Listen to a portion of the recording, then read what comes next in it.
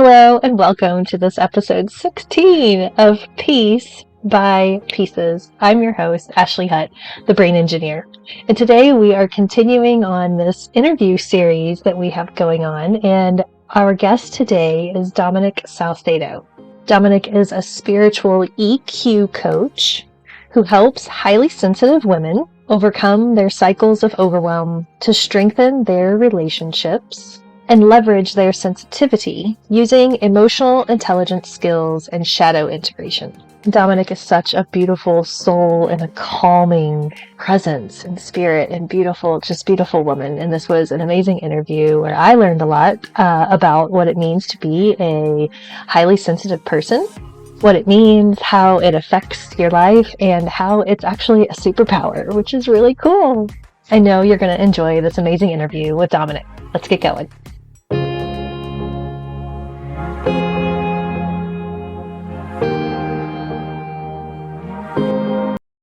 Oh, and I usually add this at the end, but I want to put it up here in the front.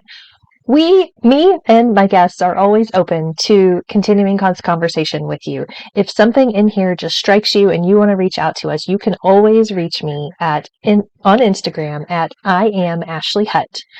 That's HUTT. And you can find me on there and send me a message. Let me know that you're listening. And if you have any feedback or questions about anything, I would love to hear from you, my listeners. And today with our guest, Dominik, she is on Instagram at Calm with Dom, CalmWithdom. And that'll be linked below as well. But I know that she would love to hear from you as well. So now let's get into it. So here today we have the pleasure of speaking with Dominik Salcedo, and I'm just going to let her introduce herself.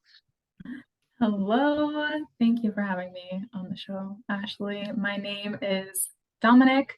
I am a emotional intelligence coach for highly sensitive women who want to overcome their overwhelm and start harnessing their sensitivity to, build stronger relationships. But what I tend to do, what my work looks like, is helping highly sensitive women use the advantages that they already have, that they don't realize they have in this world because of their sensitivities. You kind of morph them into superpowers, and through that process, which looks like shadow integration, which looks like building emotional intelligence skills where we need them, the transformation is felt and seen in every area of their lives, right? And it's a beautiful thing. So yeah. Awesome.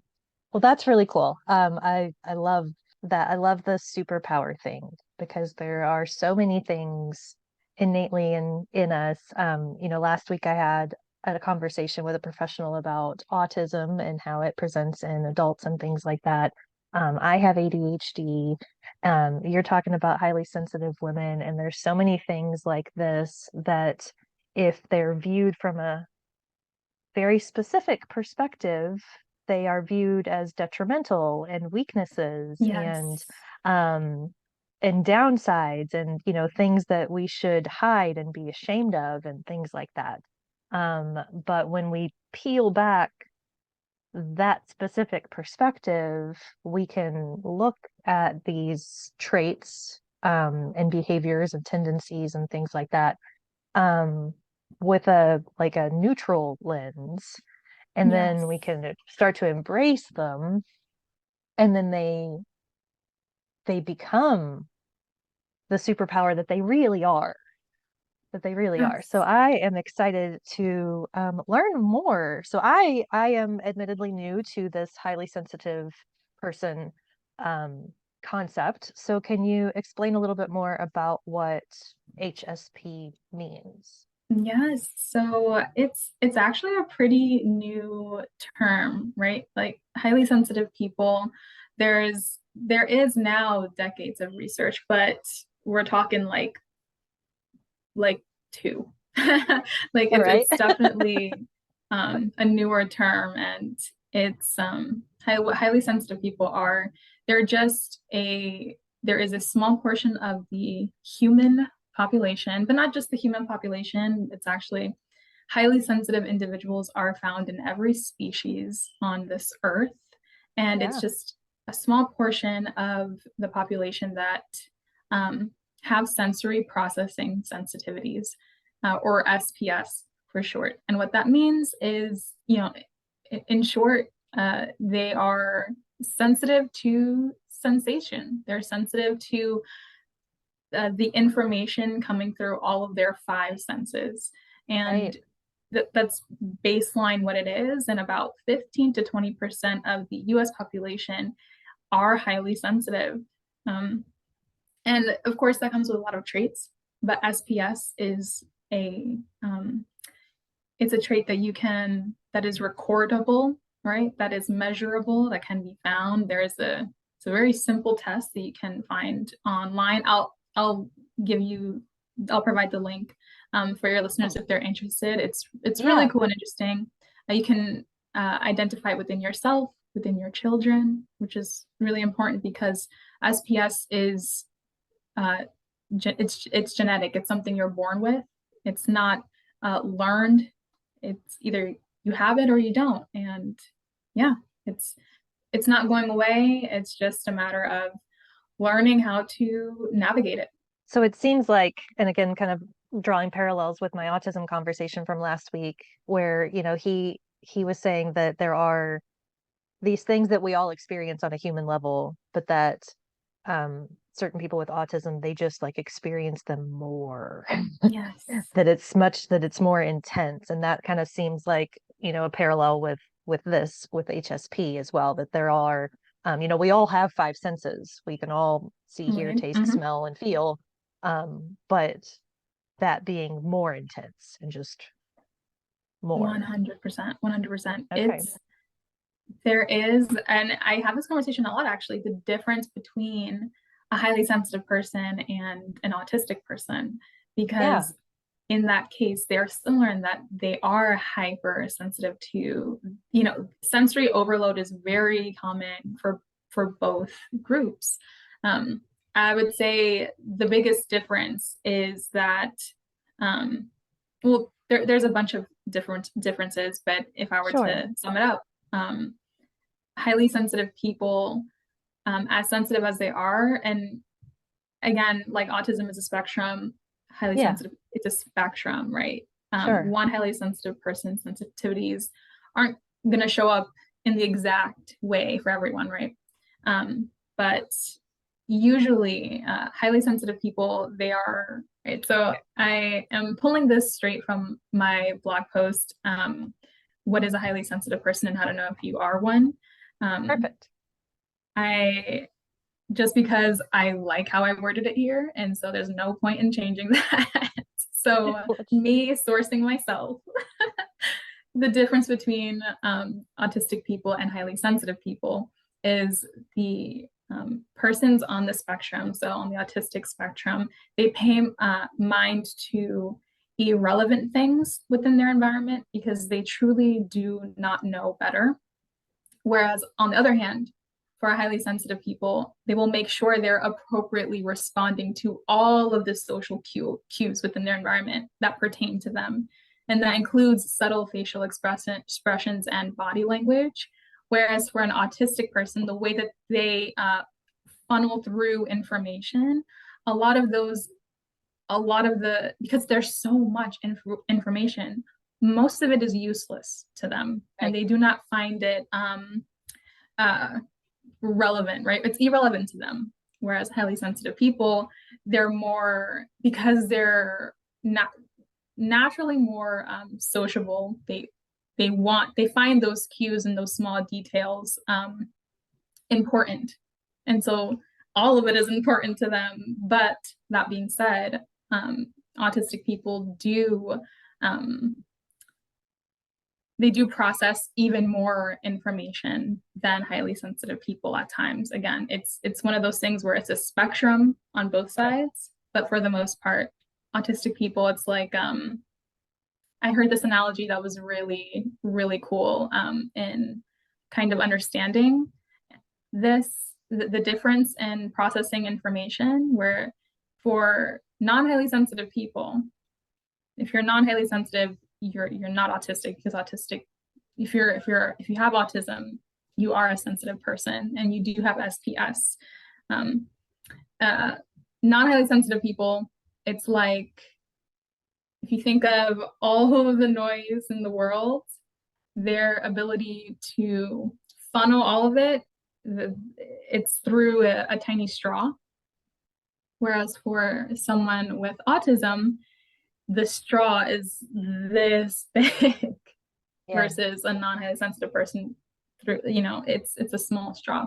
Hopefully I explained that right. Those of you who are watching the video, I talk with my hands a lot. So you saw the difference. So she's holding her hands up and making like a big circle with her this is how much information people with autism are getting. This is how much information non-highly sensitive people are getting. It's super, the difference is vast. But yeah, there are commonalities, but there are very much different. Okay. So is HSP, is it, or I mean, a highly, that's a person, is a person that has SPS, the sensory processing sensitivities, is it a neurological thing?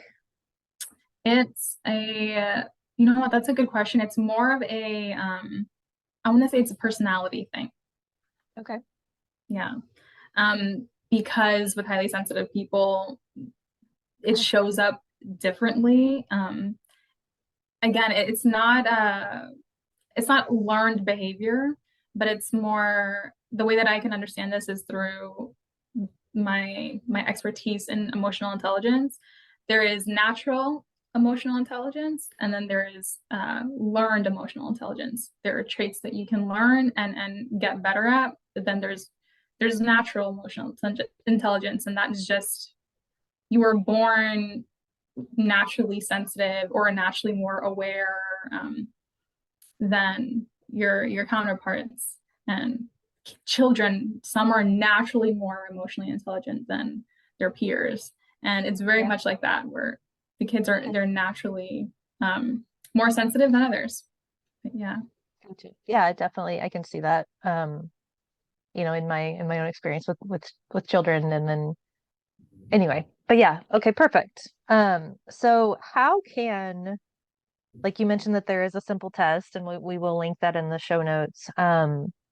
But what are like if someone is listening here or watching here and they're like, could I be like that? So that sounds a little bit like I feel and hear and see, I feel I get that overwhelm a lot. Like what are some things that they can look for or observe to possibly see if this applies to them?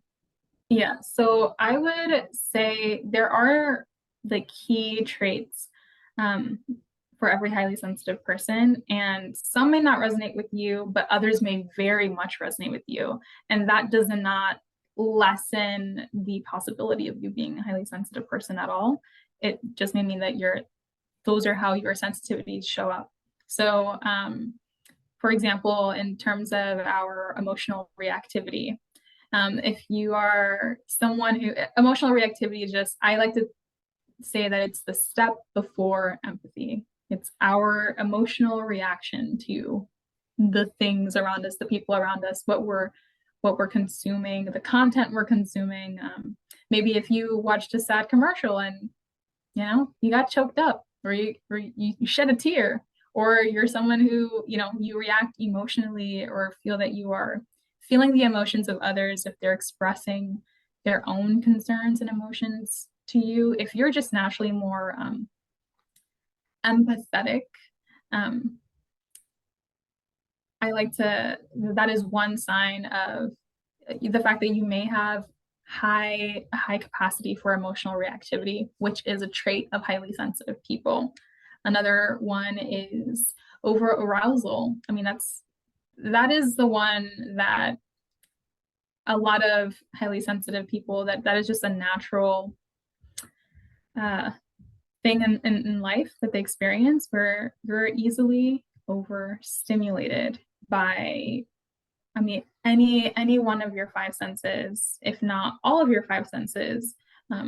When there are changes in the atmosphere, maybe you're So you're traveling and there's a lot of people and there's a couple of things going on, and maybe it's a loud train cart and the train is like stopping and moving and you're like jolting around. If that's enough for you to be like overstimulated and close to overwhelmed, um, and that is just a normal thing for you. Like you can identify when you are overstimulated often.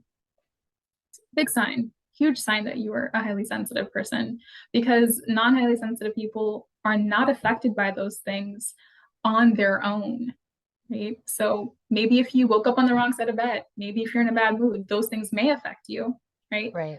But for a highly sensitive individual, that doesn't matter, right? You could be having a great day. Overstimulation is overstimulation. And a lot of times, what I like to tell the women that I work with, it's like for non-highly sensitive people, it's the overstimulation starts with their emotions, right? Emotions are kind of like the starting point of like, okay, I'm starting to feel a little bit weird. Let's work backward. Why am I feeling this way? Whereas for highly sensitive individuals, it feels like there's so much happening before we even get to an emotion. That process is the complete opposite. It's like there's a lot of things happening and I'm physically responding. And by the time you feel an emotion, it's because you are overwhelmed by all of it. And that can happen and show up in a lot of places in our lives, like within relationships, different settings, social settings, stressors in life. If there's like a couple of things going on in life, if you're moving, if you're, big life changes, small life changes, it could happen at any point. If you understand that that is just something that is a normal for you, most likely you're a highly sensitive person who gets over aroused easily by your senses. So yeah, overstimulation, emotional reactivity, if you have a high capacity for that. I like to say depth of processing. If you're a deep processor, you're a deep reflector, and you need to take some time, you need time to yourself to reflect and process. Highly sensitive people tend to be deep reflectors and deep processors because there's so much information that they're constantly sifting through, right? And so that may also be an indicator that maybe you're someone who is in your head a lot. Maybe you don't make decisions very quickly all the time because you need that processing time. You may be a highly sensitive individual. So those are just some traits that to keep in mind. You may have all of them, you may have one of them. Right. Yeah. Thank you for that.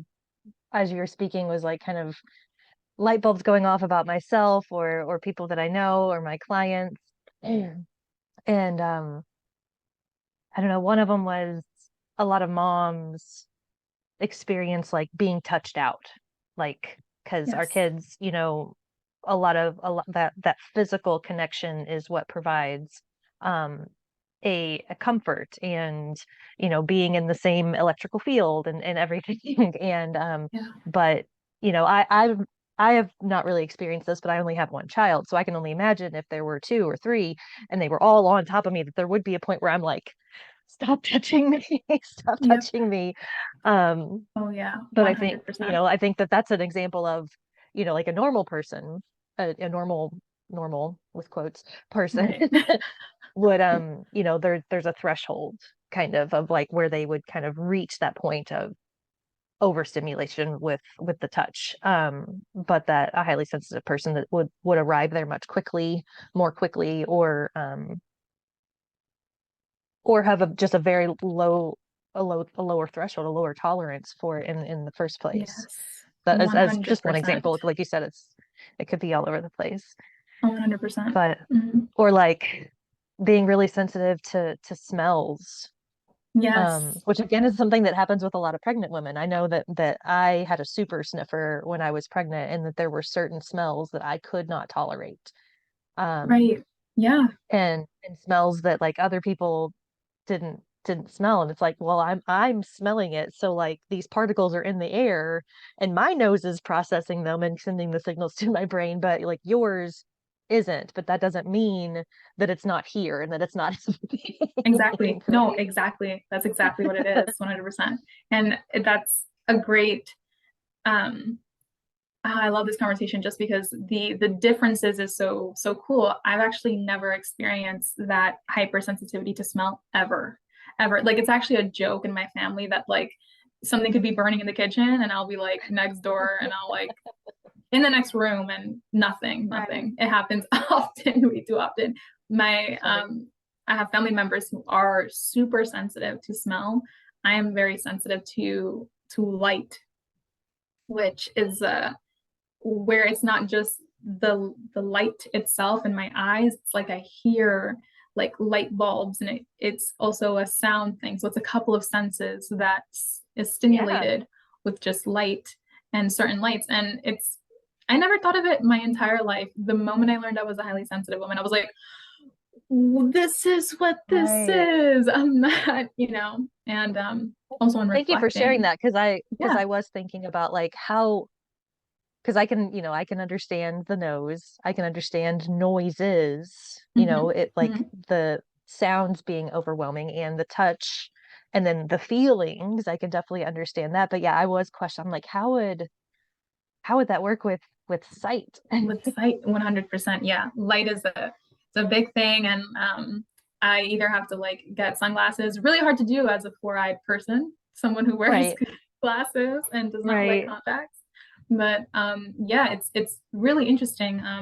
And also your response. You always want to. That's another note that I would put out there for any of the listeners who feel like they are resonating with a lot of these points. Think about how you would feel if you were overstimulated by any one of your senses. Think about how it would feel and if any one of your senses were overstimulated. A lot of the times, the women that I speak to, feelings like anger, frustration, like a complete 0 to 100 of a negative emotion. It's like, no, that would completely throw me off center. I know, even like ambulances. I live in a bustling city. I have all my life, and every time a fire truck went by, an ambulance went by, a motorcycle drove past on the highway, it it it angered me and it hurt physically. It was Hmm, so much stimulation in a second, and then it would go right. away. You'd calm down. It's fine. But it's like, whoa, that was a lot. So definitely reflect if you experience even emotional and physical reactions to overstimulation. High chance that you are a highly sensitive person, because a non-highly sensitive person, it would just be like nothing, you know? It'd be Yeah. chilling. So have you experienced occasions, not you, maybe you yourself, but with Mhm. in your work and in training and just your knowledge in general of people that have these traits, but their lived experience has brought them to like shut down parts of it. So like what they're currently living is almost the opposite of what is Where they're innately there underneath. mhm. Does that make we, sense? I, I was gonna ask you, because when you said that, I immediately thought of like um basically the opposite spectrum, where they're almost numb to the Yeah, overstimulation. yeah. And I would say yes, um, and no. Yes, in that it can feel. I think what at least what I've seen, um, just the patterns that I find speaking to the women that I have, and the fact that I can relate it to my own experience. Um, when you're overstimulated for a long time, um, it's easy to think that that is um, I almost want to say like the price you pay. And Mm. this is like why being educated and on being a highly sensitive person, learning that you are one is literally life changing, because often the most our minds can like get us to is Um, oh, I'm just being dramatic. Or, Right. how is the word sensitive used in our culture? It's always negative. It's like you're too sensitive. Like you gotta, Right. it's never no one says you're so sensitive and it's a positive thing most of the Right. time, right? Which Right. I, which is something that I am adamant on changing. When I call someone sensitive, it's the biggest compliment. There's so Right. many traits within being sensitive that is so valuable that I'm like, when I call someone sensitive, I'm like, I'm acknowledging like an inner light, and that is my only intention, because it's always the opposite. But with the knowledge and the words and the cultural connotations that we have placed on us, when we are overstimulated and you don't know you're a highly sensitive person, it's like, well, I just, I'm the problem here. Yeah. I gotta stop like this feeling. No reason why I should be feeling this way, right? And it's Right. not. And what we do is we like intellectualize it, and it's like, I've got to stop making this into a big deal when your body's like, literally, like, this is a lot. Like, this has nothing to do Yeah. with your inner world here. This is all physical. This is all like, um, just what is happening in the moment. This is just reality, right? Matter of fact stimulation happening, and we're pretty sensitive to it. It's happening all Right. around, and the moment. One thing I like to talk about often is like the change in our needs when we are highly stimulated versus overstimulated, because the world is a stimulating place, Yeah. and highly sensitive people, we function perfectly fine, stimulated, highly stimulated, even. Some of us seek high stimulation, you know? It's the minute you are overstimulated where your needs change, right? It's like, I'm chilling at highly stimulated because my needs are still being met. The minute you're overstimulated, you got to reassess your needs because uh, something is not being fulfilled anymore, or just the environment has changed and we have to adapt, and we need to adapt like right now. And when you're constantly in that state of, I need to adapt and I'm not adapting, you are perpetually being drained. And what else is draining is our cognitive distortions. And when we go against ourselves, right? That's why the education is so important. When we're thinking, I'm the problem here, and not, this is like just a physical thing. This is just what's happening. When we blame ourselves for whatever feelings are happening in our body, Yeah. um, that's when our needs don't get met, and we get into a state of overwhelm. And when we're overwhelmed, it's like survival mode. Now there's no real executive decisions you make. You just got to get out of there. And this is what we do. We mentally check out. Yeah. But we're not getting ourselves out of that state of overwhelm, that disorienting, foggy, cloudy state. I really liked that, and I've talked about how this kind of framework applies to a lot of different things, but Yeah. that thing of like, this is happening in my body. This is something that I am experiencing, that I am feeling, and that in reality, it does not require external validation to No. validate that this is happening, right? So, Right. there's a piece of, getting to the point where you are self-aware and self um observant of what's going on in your own body, and acknowledging of that, and releasing the I need to adapt and I'm not adapting. I need to adapt and I'm not adapting. Or like, Yes. or if you do share it with someone that doesn't understand, that isn't informed, that doesn't get it, that just thinks you're weird or being too sensitive or being too dramatic or whatever, Yes. then and if that situation, say you grew up with that situation, or that's your workplace or your relationship, something that, that you experience over and over and over again, then I mean, that's essentially what like CPTSD is, of like continuous what's the opposite of validation? Denial of like your experience, Yeah, you yeah. know, or the experience of another, which you can never, you know, no other person can ever know what another person is fully experiencing, and no one else Yes. can fully know and understand what you are experiencing. Um, so, but we like to think that we do. We like to Right. think that we're all the same. Right. We like to think that if I'm hearing this noise, that everybody's hearing this noise. Yeah. You know, like, oh, that just reminded me of Elsa when, you know, like in, I don't know if you've seen Frozen 2, Oh but my she's God, like, yes. did you hear that sound? And like, no, everybody else is like, what What are sound? you talking But she was about? hearing it, right? Like she was, Yes. Yes. Oh my and gosh. she was supposed to be hearing it, you know? So that's like kind of Exactly. another piece. So that kind of, okay, let's talk about superpowers. Let's talk about Yeah. Yes. how It, how to you know, like be informed about this about yourself, and how you can work towards embracing these as your superpowers and what that can look like. oh my gosh, yes. So when I talk about the superpowers of highly sensitive people, it is always connected to the traits of highly sensitive people, right? Like the fact that we have a great capacity for adaptive processing because we have a high capacity for emotional reactivity.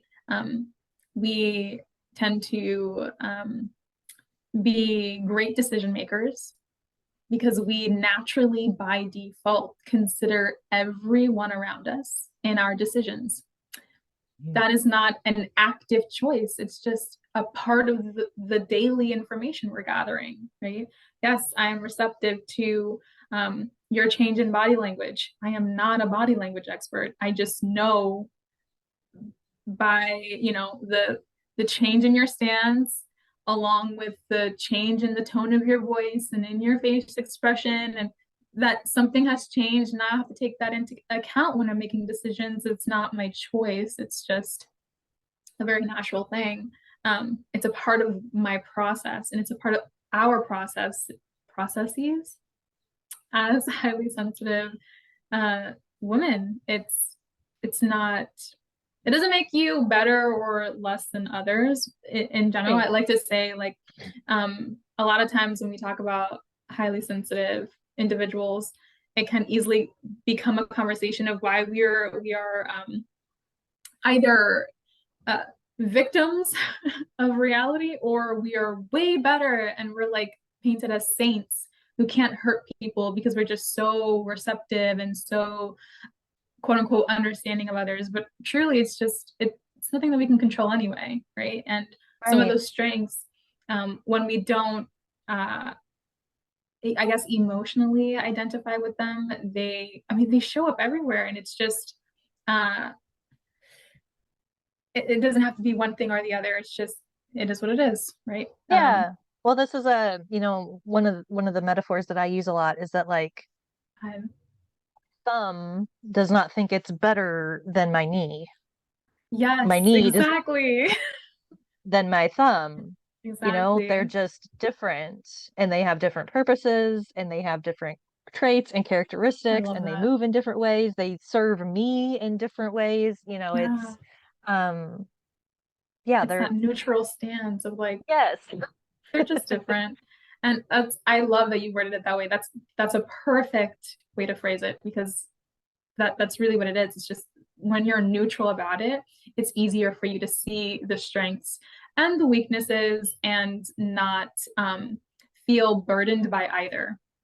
And I think that's really important. But yeah, we tend to be great decision makers. Why? Because considering everything in our environment, and of course, when our adaptive processing makes us deep reflectors, so we're also thinking about not just in the moment, but we're thinking about everyone's future, including our own. How is this decision going to impact me today, in 10 years, or next week?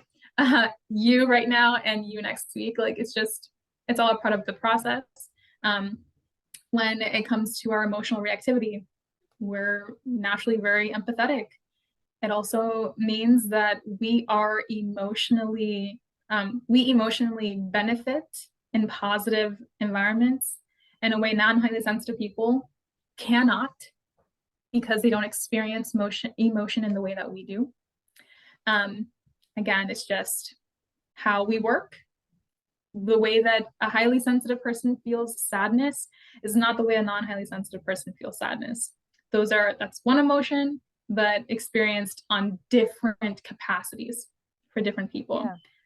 Because of that, we do thrive in a way that non-highly sensitive people do not in positive environments. And it goes both ways. In a negative environment, we do suffer in a way that other people do not. And it's a level of like, what you can understand, what you can't, right? You can only understand what's accessible to you, and what your capacity is. But that is a superpower, right? The fact that just being in a room where there's like, where mostly everyone's feeling good and there's great conversation, and the way that fills the several cups for a highly sensitive person is a strength in and of itself. It's a beautiful thing. And yeah, they all can become superpowers in different areas of your life. And I always say, when I'm speaking to highly sensitive women who are kind of just like, I'm not, I see it, like I know what you're saying, like logistically and like realistically, practically, but like in my life, how is this? I feel like I haven't really been feeling the benefits of being a highly sensitive person. The first things that can come up for us is the negatives, because they're so profound, they're so distinct, because they're so different from other people's. And whenever I have those conversations, it's always like, well, what is your strength? What do you consider your strength? Do you consider yourself a good friend? Why? A lot of the qualities that make us good friends, great mothers, great leaders in the workplace, really great partners to our like romantic partners. A lot of it you can source that to your sensitivity, and that just from the three traits that I listed off: being a great decision maker, being highly empathetic, and being able to benefit and thrive from the positivity of other people, of the things around you. Seeing your friend win and not be envious, but in fact have your own cup filled by that. That's what makes you a great friend, and that is all due to your sensitivity. It's a beautiful thing. I love that. So I would imagine one of the big things that you do shift with your clients that you work with is shifting out of that viewing it as negative and experiencing as negative, and shifting into the perception of it being positive, but also experiencing the positive sides of it, because they may not be aware that they have that capacity as well. Yeah. Just in you mentioning that, I would also, a lot of that work and getting to that place with the highly sensitive women that I work with, it starts with that reframing the mindset. I think what is validating for highly sensitive people to hear is how their unique strengths, the strengths that they are proud of, is rooted in their sensitivity. And with that, we then get to do that, have that process of restructuring.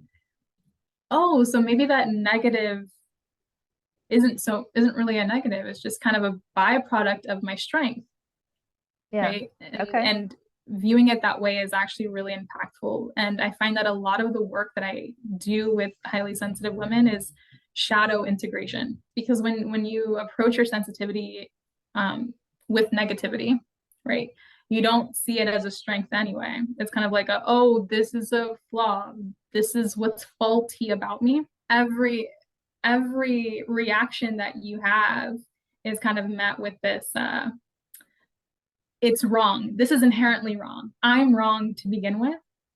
And it takes some shadow integration to get to a place of, oh, this is getting to that place of neutrality of like, no, this is just what's happening as a Right. byproduct of the fact that I am sensitive. And it's not, I'm not doing anything wrong here. I'm actually, what I'm doing is perfectly normal because of the person that I am.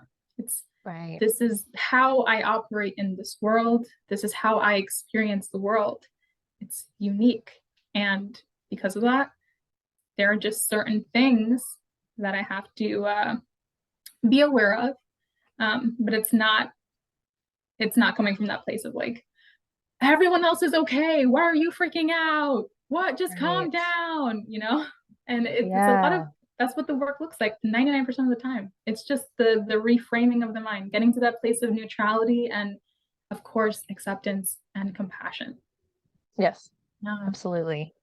And spoiler alert, Dominic is going to be interviewing me on her podcast where we'll be kind of continuing this conversation and we'll actually be Yeah. talking quite a bit about that shadow integration as it relates to inner child work and kind of where those voices of being, you're so sensitive and there's something wrong with you and you're not, why can't you just be normal? We'll be talking about where those come from and different ways to shift out of that. So the last question that I want to cover with you today in this interview is so you're a person that you have now become aware that you're a highly sensitive person. You have um, done your own work, information, learning about yourself, and all of these things. And you are comfortable with yourself now and everything. Yet you are still in the world. You still have a career, a job, your own business, whatever the situation may be. You have relationships with your parents and siblings and friends and partners and children. How to take that information into a world that may not know probably doesn't know that this exists. And even if they know kind of vaguely that it exists, maybe they don't understand and how to take this and how to take yourself into the world and situations, relationships where people may not know where you're coming from. Yeah. Yeah. That's when we as highly sensitive women need to take accountability for meeting our own needs. And to do that, we've got to discover what our sensitivities are, and we have to build a relationship with our sensitivity, right? And that looks like making sure that we're honoring those needs.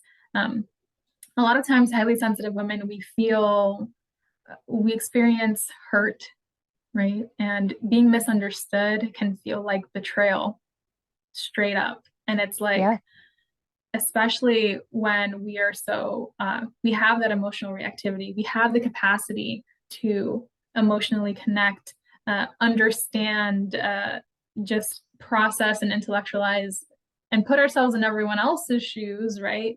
Us again processing all that information through all of our five senses all the time. It's the default for us that when someone does not, extend that same compassion or the attempt to understand our experiences that are so unique to us, right? It feels like betrayal because we do it by default. A lot of times we don't make the decision to do or to not do. And to stop that hurt, to stop that betrayal, to stop feeling quote unquote constantly hurt by the world, right? Whether situations, work environments, school environments, your friendships, and everyone that your hmm family. Oh my gosh, so many. It shows up everywhere in all of our dynamics, our relationship dynamics, right. where we're constantly misunderstood and there's no flexibility. We're the adaptable ones, right? Most of the time, and with that comes this not it's not the burden of awareness, which I talk about a lot. It's like we don't have to feel responsible for everyone because we're aware of everyone. We just have to take the accountability to make sure our needs are met and extend that compassion towards ourselves so that we can then extend it to everyone else, right? So misunderstandings don't feel like betrayal, and people don't feel like monsters to us trying to get us, right? Yeah. It doesn't have to be that way when we are just prioritizing understanding ourselves and meeting those needs and communicating those needs where we need to. Yeah. That's the step. Those are the next steps, right? So we're not throwing our needs in other people's courts and hopefully they catch the ball, right? It's like we're Right. okay. We're okay with ourselves, even if we don't have the answers, even in the face of chaos, even in the face of disruption and destruction and change. We don't have to know everything, but having that trust, that self-trust of we're going to be okay Yeah. in our own hands no matter what. Yeah. Yeah. Because we cannot control where anybody else is coming from. Mm-mm. And we would hope that in a loving, supportive, understanding relationship that the other person would seek to understand where we're coming from. Yes. But we can't make them do that either. No. And even in like the most loving, supportive relationships, there still are going to be occasions where there is a Absolutely. misunderstanding, and it's Mhm. something innate in it's innate in them, just like these sensitivities are innate and are a part of you. Yep. The lack of those sensitivities is innate in the other person. That doesn't make them a monster. Yes. But 100%. you know 100%. understanding that. Sometimes. Mhm. Yeah, go ahead. I was just gonna say, you bringing that up, it's like it makes me think of like the confirmation bias. If we think that there's something wrong with us anyway, sometimes that other person, consciously or not, a lot of times other people are so unconscious to our needs that when there's a need that's not being acknowledged or not being prioritized in the moment, it can feel like, oh well, I knew it. I mean, I didn't prioritize my needs, right? Like Yeah. I think I'm a bit dramatic in this moment, but if the other person feels the same way, then that hurts. But I mean, sometimes we set ourselves up for that hurt if Yeah. we feel that way about ourselves. And when there's a drastic change that happens in every area of our lives once we change our attitude about ourselves and we extend the Yeah. compassion to ourselves first, then Yeah. the misunderstanding doesn't feel like hurt. It doesn't feel like a personal attack. It's like, oh no, you don't it's okay that you don't understand. I can explain it if I need to. Or I don't have to. I don't have to waste my breath. I'm good. Yeah. Yeah. Yeah, I've been thinking a lot about that lately, is that like in whatever situation, whether we're dealing with another person or like a job or even self-examining our own habits or something, like there is kind of this, we either accept it as it is, or we remove ourselves from the situation. Yeah. Like we get this choice of like we can try to explain, inform the other person to have seek a mutual understanding, and if that's not available, which isn't good, bad, right, or wrong, it's just a thing, Yeah. then we also get the choice of like, okay, am I okay with this and I'm gonna stay, or is this like, this is my sign to exit? you know Yeah. Oh my and gosh. then we get to make that choice, and making that choice from a grounded place and Mhm. not a reactive place, is key. um I wanted to make one note on, you speaking of your needs, and you mentioned earlier that a lot of people Yeah. are like, my needs are the same as everybody. And while those are, basic human needs, the needs that we have in any given moment Mm. are much more specific. So like, um, I'm thinking like if there is a conflict in a relationship, for example, and you're like, I'm overstimulated right now. I'm feeling a lot of things. Like I just need some time alone to go and process this or to ground, to do whatever. Like if that is the need, like I need some space basically. Right. And Right. but the other person is like the other person gets to respond, right? They Yeah. if the relationship is like, this is bringing in attachment. If it's a secure attachment, that other person's going to be like, I see you, I hear you, I know, I understand the way that your body works and everything, and I'm choosing to give you your space. But if there's an anxious attachment there, then they're going to be like, don't leave, because if you're leaving, then Yep. you're leaving me. Are you leaving me? And it's like, no, I just need space. I just need some space. Yes. Oh my gosh, So like yes. that's a need that's not there all the time, Mm-mm. but like in that moment of hyper sensory, overload, Yes. that's a then need. And one specific example, obviously, Yeah. Oh but my yeah. gosh.